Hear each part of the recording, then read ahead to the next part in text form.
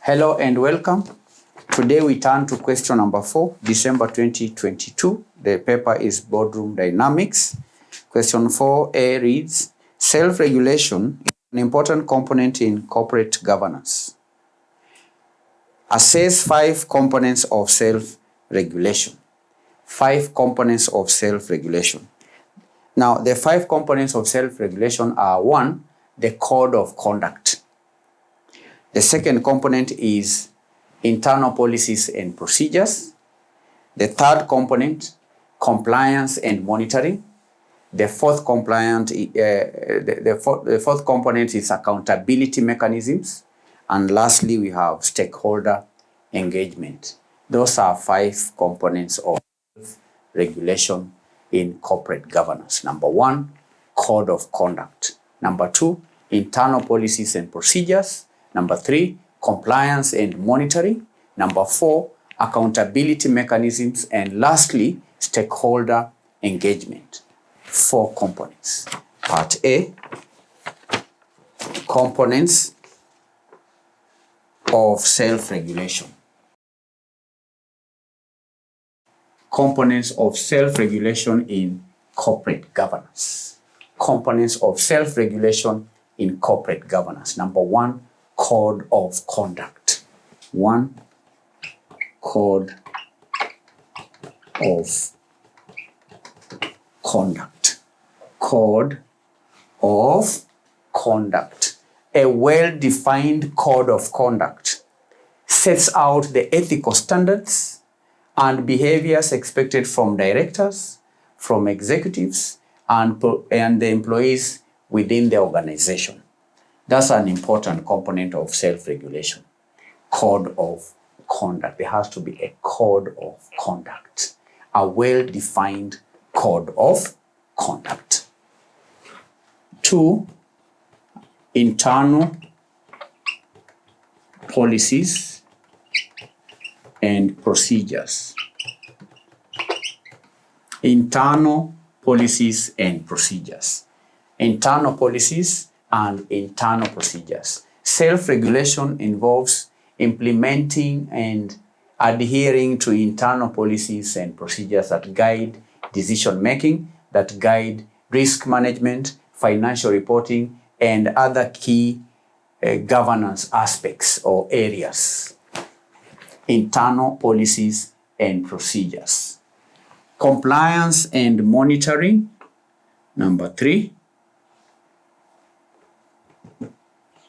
compliance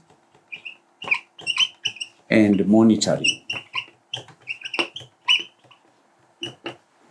Compliance and monitoring. Self-regulation includes ongoing monitoring of the organization's compliance with laws, regulations, compliance with internal policies, and so on. And it may involve internal audits and assessments to identify areas of improvement. So compliance and monitoring is a key component of self-regulation in corporate governance. 4, accountability mechanisms. Accountability mechanisms. Self-regulation necessitates having clear accountability mechanisms in place, ensuring that individuals and departments are responsible for their actions and decisions. Accountability mechanisms. Then lastly, stakeholder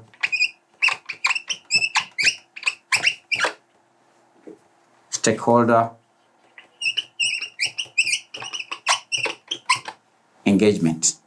Stakeholder engagement. Effective self-regulation involves engaging with stakeholders, including investors, including customers, including employees, and even the community at large.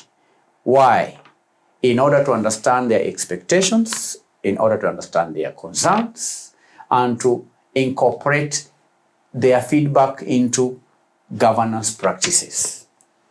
So these are key components of self-regulation in corporate governance. Number 1, code of conduct. Number 2, internal policies and procedures. Number 3, compliance and monitoring. Number 4, accountability mechanisms. And lastly, stakeholder engagement. 5 marks. 5 marks. Part B, explain 5 benefits of low power distance cultural dimension to an organization's board. I repeat. Explain 5 benefits of low power distance cultural dimension to an organization's board. 5 benefits. B, benefits of low power distance. Benefits of low power distance cultural dimension.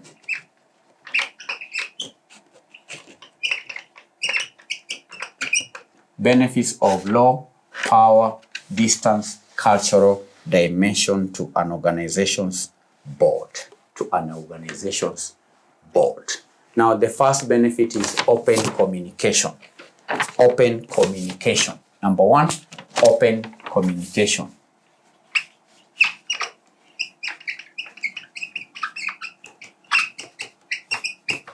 Open communication. In a low power distance culture, there is a tendency for open and transparent communication between board members, and that encourages the free exchange of ideas and also constructive criticism. The second benefit is inclusive decision making. Inclusive decision making. Low power distance culture value participation and involvement from all members and candidates in an organization's board. This leads to more inclusive decision making where diverse perspectives are considered. The third point or benefit is reduced hierarchy. Reduced hierarchy. Low power distance culture has a reduced emphasis on hierarchical structures.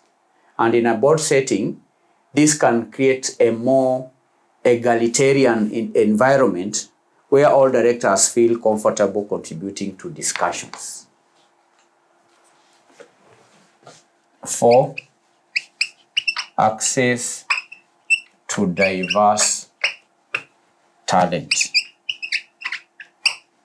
Access to diverse talent is another benefit of low power distance cultural dimension. Access to diverse talent. Low power distance culture encourages a more inclusive approach to talent recruitment, and boards in such cultures are more likely to seek directors from diverse backgrounds and experiences, thereby enhancing board effectiveness. 5, flexibility and adaptability. Flexibility and adaptability. Low power distance cultures often embrace flexibility and adaptability. And both in these cultures are more receptive to change, they are more receptive to innovation, and they are receptive to new ideas, allowing the organization to stay competitive. So these are 5 benefits of low power distance cultural dimension. 1, open communication. 2, inclusive decision making. 3, reduced hierarchy. 4, access to diverse talent. 5, flexibility and adaptability. 5 benefits, 5 marks. 5 benefits, 5 marks. Question 4C, evaluate 5 flaws that hinder effectiveness of decision making at board meetings. Flaws that hinder effective decision making.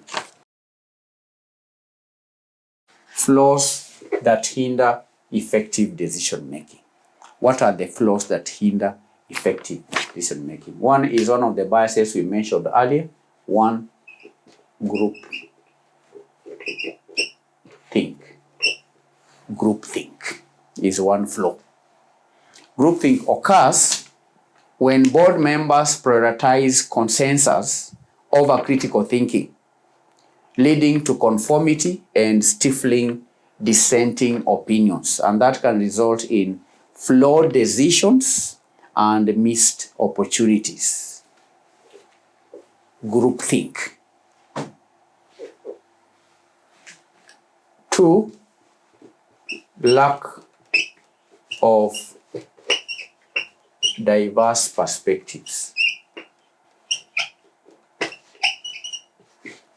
Lack of diverse perspectives. If board members have similar backgrounds or experiences, it can lead to a lack of diverse perspectives, and that is a narrow outlook.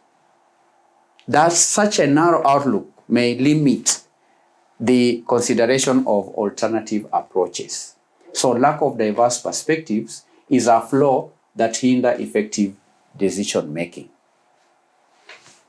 3, inadequate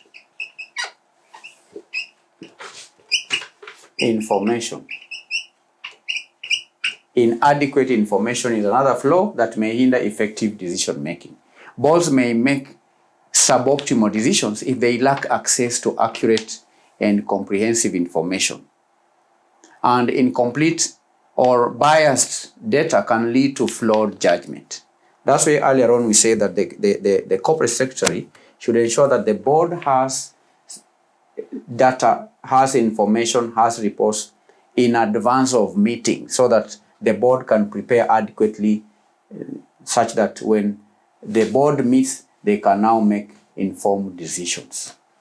So if the board members have inadequate or inaccurate information, then that is a flaw that can hinder effective decision making.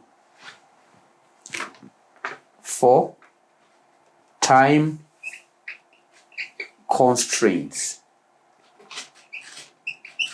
Time constraints. Limited time for board meetings can hinder in-depth discussions and analysis of complex issues. You may have rushed decision making, which may result in overlooking details, or the board may end up having inadequate deliberations because of time constraints. Then lastly, lack of accountability.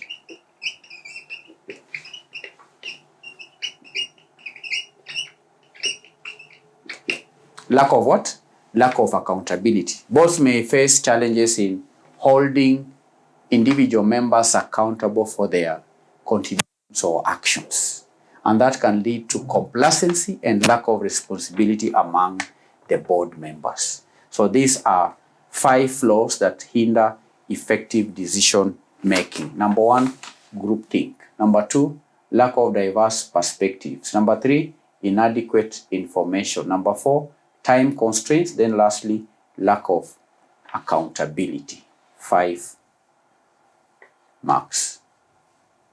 5 marks. So that effectively brings the end to our today's lesson, where we've answered question 5, December 2022.